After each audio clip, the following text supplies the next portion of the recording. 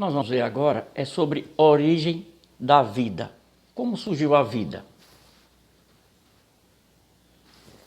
A primeira pergunta aí que vocês estão vendo aí, como os seres vivos se originaram?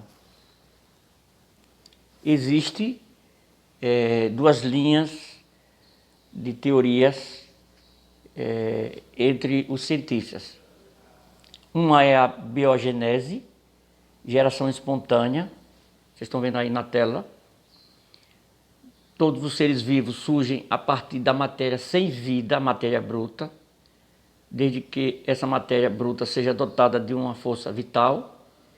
Nós sabemos que isso está superado, mas foram as hipóteses, né, do cientista. E a biogenese, que essa é realmente comprovada, todos os seres vivos só poderiam surgir a partir de outros seres vivos pré-existentes pela reprodução.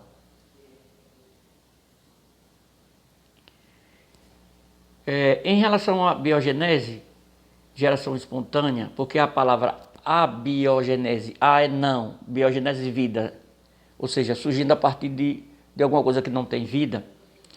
Vamos ver o primeiro cientista da época, um grande filósofo, Aristóteles, no século IV a.C. Ele propunha que a matéria bruta poderia apresentar um princípio ativo ou poder vital responsável por originar seres vivos sob determinadas condições. Nós sabemos que essa teoria já está superada. Mais um da biogenese, mais um cientista, Van Helmont, em 1648, ele colocou assim: se você prensar uma peça de roupa manchada de suor junto com um pouco de trigo em um vaso aberto, após 21 dias, o odor muda e o fermento transforma-se em ratos adultos. Nós sabemos que isso não é comprovado, mas naquela época ele achava que era assim, né?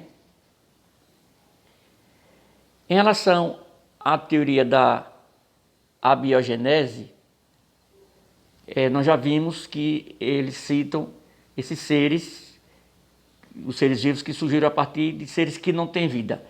Já na biogenese, que significa vida, ou seja, um ser dá origem a outro, de outro ser que tem vida, Rede, em 1660, ele colocou assim: comprovou que larvas de moscas apareciam na carne em decomposição.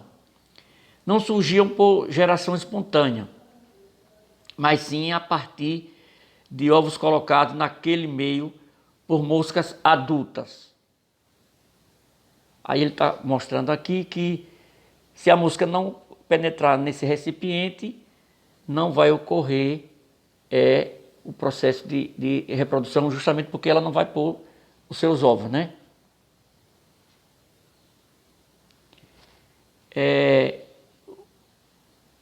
Mais um cientista da geração espontânea, John Needham, 1749, conseguiu gerar micro-organismos a partir de um caldo nutritivo que continha uma força vital. Nós sabemos que isso é uma coisa, uma teoria que está superada.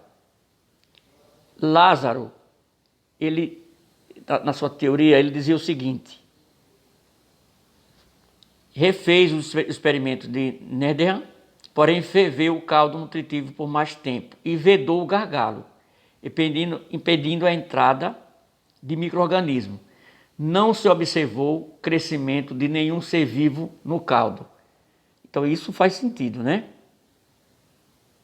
Aí vocês estão vendo as duas experiências. Nessa aqui, eu vou sair da tela para ficar melhor para vocês entenderem. A de Needham, ele ferveu, mas deixou destampado, aí consequentemente surgiram micro-organismos porque algum ser vivo foi lá e pôs os seus ovos. Já Lázaro não, ele ferveu e ainda tampou. E aí veja que não surgiu nenhum ser vivo, né? Em relação a Needham, o ar tinha se tornado desfavorável à vida. A força vital tinha sido destruída, quer dizer que não tem nada a ver, não é? Aí surgiu um grande cientista com o experimento Louis Pasteur, que ele era da linha da biogenese, em que ele fez um experimento com um frasco de pescoço de cisne, fervura do caldo nutritivo por longo tempo, partículas do ar ficaram retidas no tubo, esse caldo nutritivo permanece e é estéril por longo tempo. Quebra do gargalo do recipiente. Aí que acontece? O ar vai penetrar e aí que vai surgir micro-organismo, porque seres proliferaram aquele local. Como surgiu o primeiro ser vivo no planeta? Nós temos aqui 3 teorias. A criação divina, que é uma teoria religiosa, panspermia, origem extraterrestre, e a evolução química, Oparin e Haldane, que é a que mais se aproxima e é a científica, né? Segundo Oparin, há cerca de 4,5 bilhões de anos, o planeta Terra apresentava um mar de rochas derretidas devido ao calor irradiado das camadas mais profundas. Além disso, muitos meteoros atingiam sua superfície, aumentando ainda mais a temperatura e a massa do planeta. Se a temperatura era alta, não tinha como não aparecer nenhum ser, né? A água que chegava logo evaporava e se acumulava na atmosfera, originando nuvens carregadas que precipitavam, formando as chuvas. As descargas elétricas emitidas pelo que ocorria naquela época, pelas raios violetas, tempestades, bem como a radiação ultravioleta, proveniente do Sol, que penetrava livremente na atmosfera, fornecia energia para que as moléculas reagissem entre si, originando substâncias novas, algumas delas orgânicas, e, consequentemente, com a diminuição da temperatura, a água conseguiu chegar no planeta, na parte do solo, né? Com essas descargas elétricas, as condições da Terra primitiva permitiram a geração do primeiro ser vivo. Formação de moléculas orgânicas na atmosfera primitiva, através das descargas elétricas, raios ultravioletas. Aí vocês estão vendo as moléculas se movimentando e se unindo, reações químicas, formaram aminoácidos, monossacarídeos e nucleotídeos. As chuvas carregaram essas moléculas para a superfície e para os mares primitivos.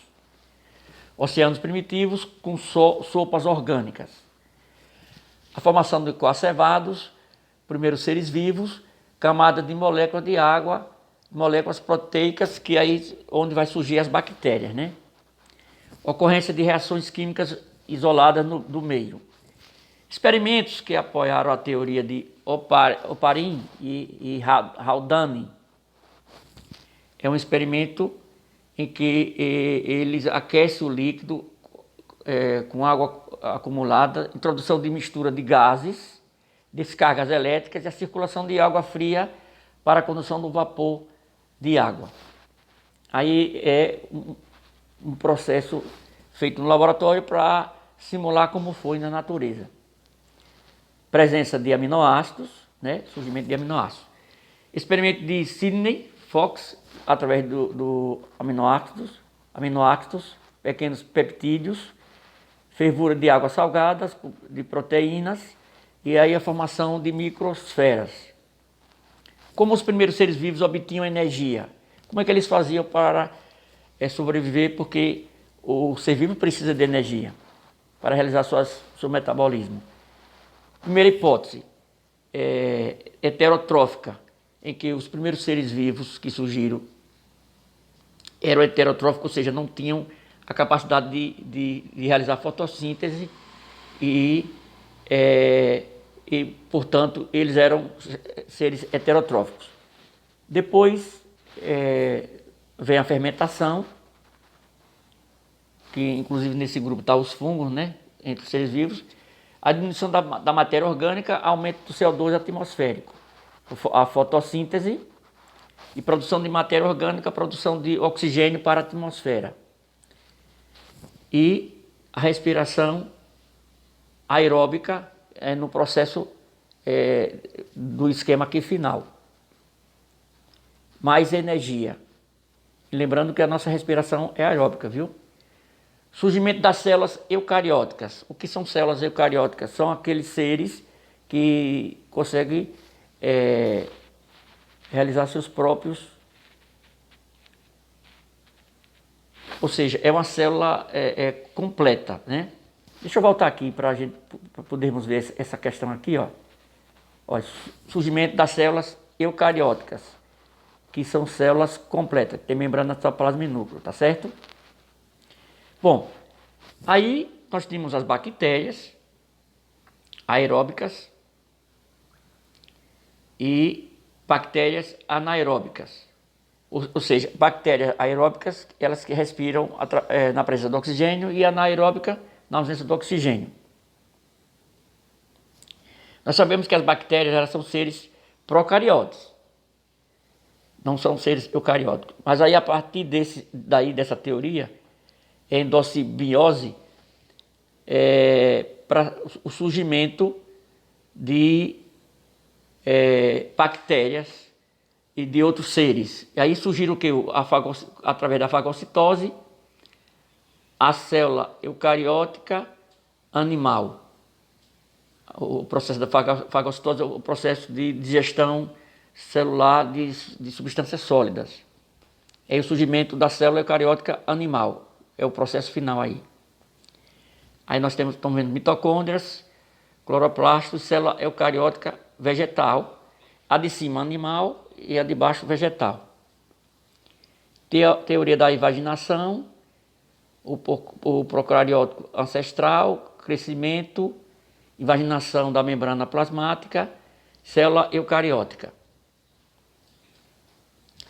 Organelas membranosas, carioteca.